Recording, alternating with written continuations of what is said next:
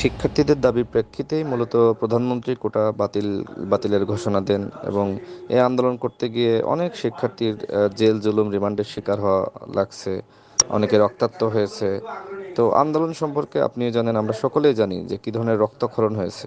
তো একটা পর্যায়ে যেহেতু এটি মেনে নেওয়া হয় এবং এর জন্য পর্যালোচনা কমিটি গঠন করা হয়েছিল এবং অনেক তদন্ত করে অনেক পর্যবেক্ষণ করে এটি করা হয়েছিল, অর্থাৎ কোটা বাতিল করা হয়েছিল। এখন হঠাৎ করে কেন আবার সেই কোটা বাতিল হাইকোর্ট অবৈধ ঘোষণা করলো, সেটি নিয়ে কিন্তু আমাদের মনের মধ্যে এখন প্রশ্ন তৈরি হচ্ছে যে আসলে সরকার কি চাচ্ছে। আবার কি এই কোটা আপনার যে বাতিল করেছিল সেই তারা সিদ্ধান্ত থেকে সরে এসে আবার কি শিক্ষার্থীদের উস্কে রাস্তায় নামানোর জন্য সরকার এক ধরনের চক্রান্ত করছে কিনা, সেটি নিয়েও কিন্তু এক ধরনের প্রশ্ন সবার মধ্যে। এই যে বিশেষ করে এখন আজিজ বেনজির কাণ্ড, তাদের নিয়ে যে আলাপ আলোচনা চলছে, সেটিকে আবার জনগণের দৃষ্টি থেকে দূরে সরানোর জন্য আবার ক্যাম্পাসে ক্যাম্পাসে এই ধরনের আন্দোলন হোক বা শিক্ষার্থীরা রাস্তায় নামুক, সেটি কি না, সেটিও সরকার করতে চাচ্ছে কিনা, সেটি নিয়েও কিন্তু জনগণের মনে ইতিমধ্যে সংশয় শুরু হয়েছে।